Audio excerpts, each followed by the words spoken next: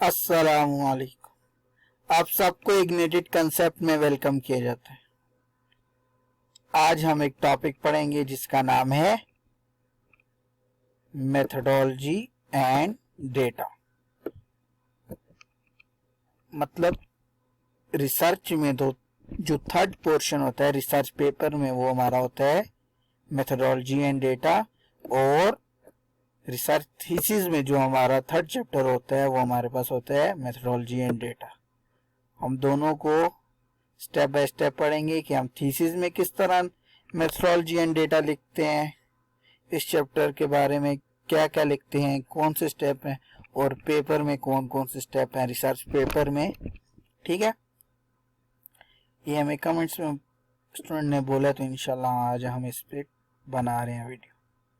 अब methodology and data, अब इस चैप्टर का क्या मतलब आ गया कि हमारे टॉपिक में कौन सी मेथोडोलॉजी, कौन सी स्ट्रेटजी, कौन से स्टेप यूज किए जाएंगे अपने ऑब्जेक्टिव को हासिल करने के लिए, और उस ऑब्जेक्टिव के लिए डेटा हमें कहाँ से मिलेगा और कितने टाइम पीरियड के लिए मिलेगा, ये सब कुछ हम इस टॉपिक में लिखते हैं। इसके टोटल 6 स्टेप है। फर्स्ट आ गया इंट्रोडक्शन। इंट्रोडक्शन में हम ब्रीफली लिखते हैं कि ये चैप्टर हमारा किस बारे में है, इस चैप्टर में हम किस किस चीज को स्टडी करेंगे। दूसरा स्टेप आ गया थ्योरेटिकल फ्रेमवर्क। थ्योरेटिकल फ्रेमवर्क आ गया कि हमारा जो ऑब्जेक्टिव है, जो टॉपिक है, जो मॉडल है, उसकी थ्योरेटिकल बेसिस क्या है, उसके बिहाइंड कौन सी थ्योरी यूज की गई है, कौन सी थ्योरी इस्तेमाल होती है इकोनॉमिक्स में। हम इकोनॉमिक्स में बात कर रहे हैं तो फॉर एग्जांपल ग्रोथ का कोई मॉडल हम यूज कर रहे हैं तो उसके पीछे हम कौन सा ग्रोथ का मॉडल हमारी मॉडल की बेस है। Third, model of study. अब हमारा मॉडल क्या है, हमारे वेरिएबल्स कौन से, हमारे डिपेंडेंट वेरिएबल कौन से हैं, इंडिपेंडेंट वेरिएबल कौन से हैं। इस चैप्टर का जो थर्ड स्टेप है वो ये है कि हम अपने मॉडल को डिफाइन करते हैं कि ये हमारे डिपेंडेंट वेरिएबल है, ये हमारे इंडिपेंडेंट वेरिएबल्स हैं।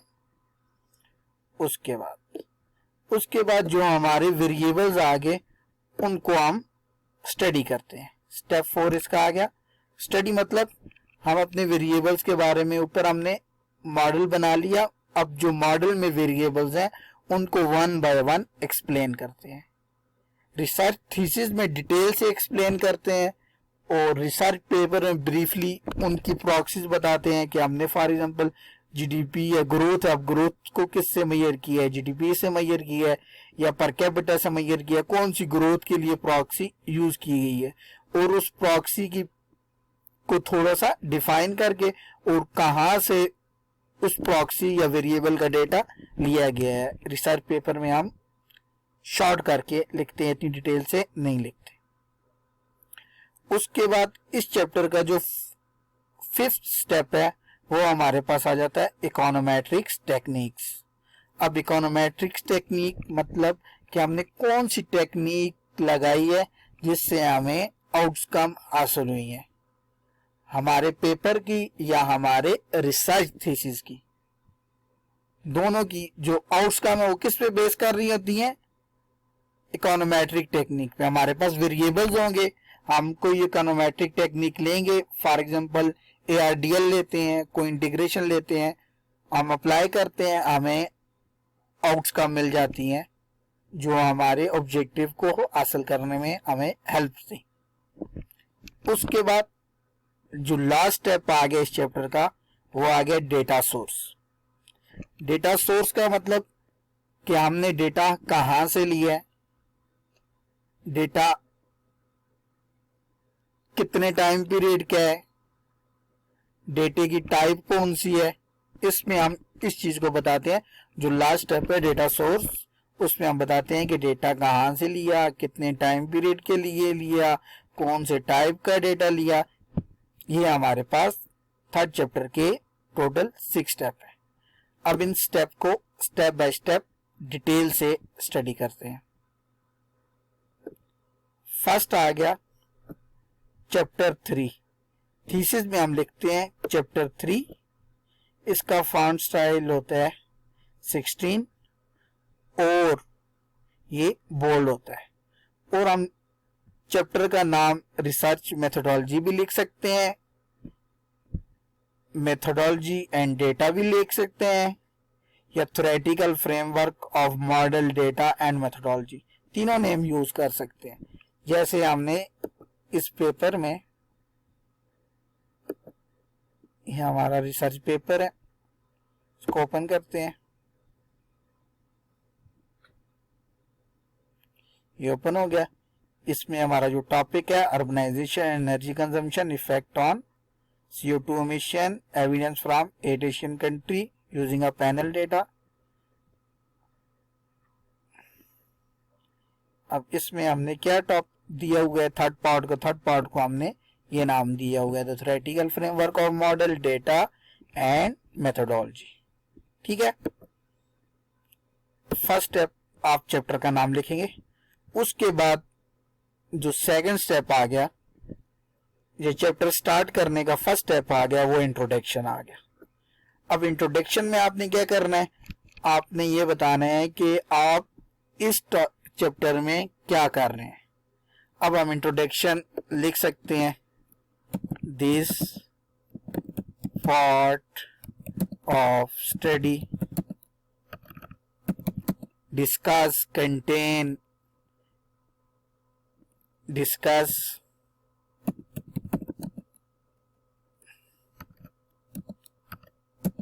detail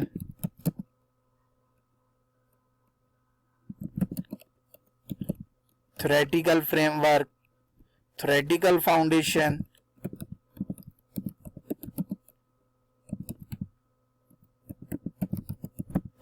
of model of the study,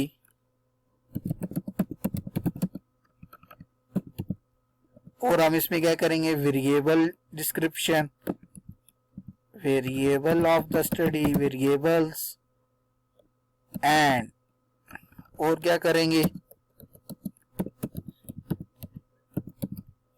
econometric techniques, and also इसमें हम डिटरमिन करेंगे हमारा सैंपल साइज के।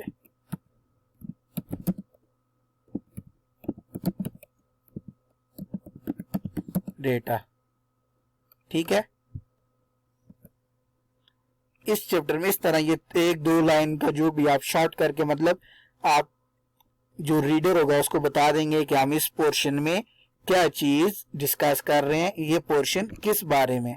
ठीक है, ये हमारे पास स्टेप 1 आ गया, इंट्रोडक्शन।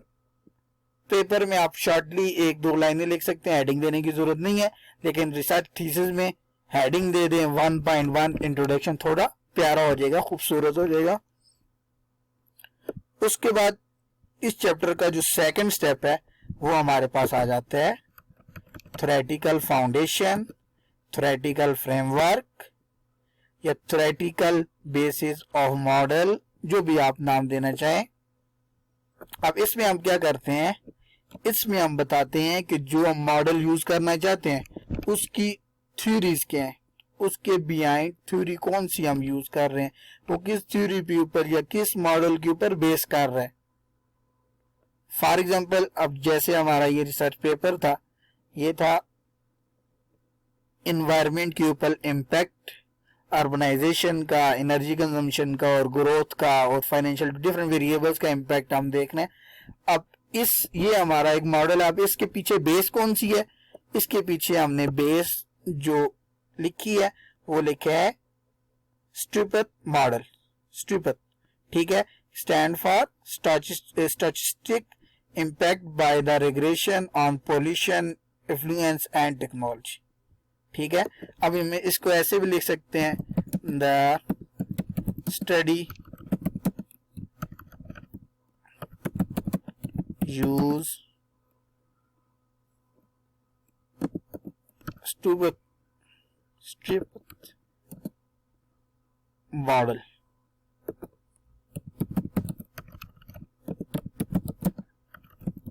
अब इसके साथ आपने रेफरेंस देने हैं। ठीक है, अब इसके साथ हमारे पास कौन सा आएगा, एंड रेफरेंस। अब ये किसने यूज किया था, इंट्रोड्यूस कराया था, ये आ गए डाइट्स एंड रोसा।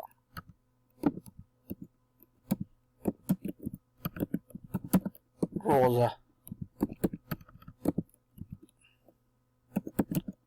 अब इन्होंने इस मॉडल को इंट्रोड्यूस करवाया, ठीक है, 1997 में ये लिखा हो गया। ठीक, इस तरह आपने लिखना है कि आपका मॉडल या जो भी आपके वेरिएबल है, जो भी आपका मॉडल ओरिजिनल मॉडल है, उसके पीछे भी आप कौन सा मॉडल है, कौन सी थ्योरी है। ठीक है, अब इस मॉडल में उसके बाद हमने क्या एक्सप्लेन करना है कि इस मॉडल में वो क्या करते हैं, इस मॉडल में उसने कौन से वेरिएबल लिए हैं। अब सारा लिखने में हमारा ज्यादा टाइम लगेगा, इसलिए हम इधर से स्टडी कर लेते हैं। इस मॉडल में उसने एनवायरमेंट कहा है कि एनवायरमेंट डिक्रीज होता है, एनवायरमेंट पे इम्पैक्ट पड़ता है बाय ह्यूमन एक्टिविटीज। अब इसने एनवायरमेंट को आई से मेजर किया हुआ है, ह्यूमन एक्टिविटीज को पॉपुलेशन साइज से, पर कैपिटा कंजम्पशन या एफ्लुएंस, और तीसरा इसने यूज किया हुआ टेक्नोलॉजी। मतलब कि ह्यूमन ये 3 काम करता है जिससे एनवायरमेंट डिग्रेड होता है। अब जो इस थ्योरी के बिहाफ मॉडल है, वो फंक्शन है, वो हमारा ये आ गया model, environment is a function of population, affluence and technology. मतलब ग्रोथ हासिल करने के लिए जो काम करता है उससे भी एनवायरमेंट पे इम्पैक्ट पड़ता है, पॉपुलेशन इंक्रीज होती है उससे भी इम्पैक्ट पड़ता है, और टेक्नोलॉजी इंक्रीज होती है उससे भी हमारे एनवायरमेंट पे इम्पैक्ट पड़ता है। ये तीनों किससे होते हैं, ह्यूमन की एक्टिविटी से। इस तरह आपने अपना मॉडल जो भी आपने थीसिस में करना है या रिसर्च पेपर में करना है, अपने मॉडल की बिहाफ जो आपकी थ्योरी आपने उसको ब्रीफली एक्सप्लेन करना है कि आपके मॉडल के बिहाफ कौन सी थ्योरी है। अब जो इसकी इक्वेशन है वो हमारे पास ये आ गई, ये हमारे पास इक्वेशन आ गई, ये नॉन लीनियर फॉर्म में है, इसमें एनवायरमेंट आ गया, और ये PAT ह्यूमन एक्टिविटीज आ गई, पॉपुलेशन, इन्फ्लुएंस, टेक्नोलॉजी, और β1, β2, β3 हमारे पास स्लोप आ गया, और β0 हमारे पास इंटरसेप्ट आ गया। अब ये original model is non linear form में है, तो बाद स्टडी ने इसे लीनियर फॉर्म में कन्वर्ट करके यूज किया हुआ है। वो किस फॉर्म में, फॉर एग्जांपल इसका लॉग ले लिया, जब लॉग ले लिया तो ये लीनियर फॉर्म में कन्वर्ट हो गया। इसको लीनियर फॉर्म में कन्वर्ट करने के लिए हमने इसका लॉग लिया, तो ये हमारा मॉडल इस फॉर्म में हो गया। अब आपने इधर बताना है किसी और स्टडी ने भी ये मॉडल यूज किया हुआ है। अब यार्क्स ने 2007 में ये मॉडल यूज किया है, ठीक है। उसके बाद शे ने 2003 में मॉडल यूज किया है, ठीक है। और रेफ्लुएंस के लिए service and trade in GDP use किया हुआ है। इस तरह डिफरेंट प्रॉक्सी उन्होंने यूज किया हुआ, पॉपुलेशन के लिए अर्बनाइजेशन यूज किया हुआ है, टोटल अर्बनाइजेशन यूज किया हुआ है, टेक्नोलॉजी के लिए इंडस्ट्रियल आउटपुट यूज किए हुए है, एनर्जी कंजम्पशन यूज की हुई है। इस तरह डिफरेंट स्टडी ने डिफरेंट तरह के वेरिएबल प्रॉक्सी लिए हुए हैं, पॉपुलेशन के लिए, इन्फ्लुएंस के लिए और टेक्नोलॉजी के लिए। और एनवायरनमेंट के लिए बाद में CO2 लिया हुआ है, बाद में टेक्नोलॉजिकल फुटप्रिंट ली हुई है, डिफरेंट मतलब वेरिएबल इन्होंने प्रॉक्सी ली हुई है। आज हमने पढ़ा थ्योरेटिकल मॉडल और उसके 6 स्टेप चैप्टर 3 या पार्ट 3 ऑफ पेपर। इसके बाद नेक्स्ट पार्ट हम डिटेल से पढ़ेंगे नेक्स्ट वीडियो में।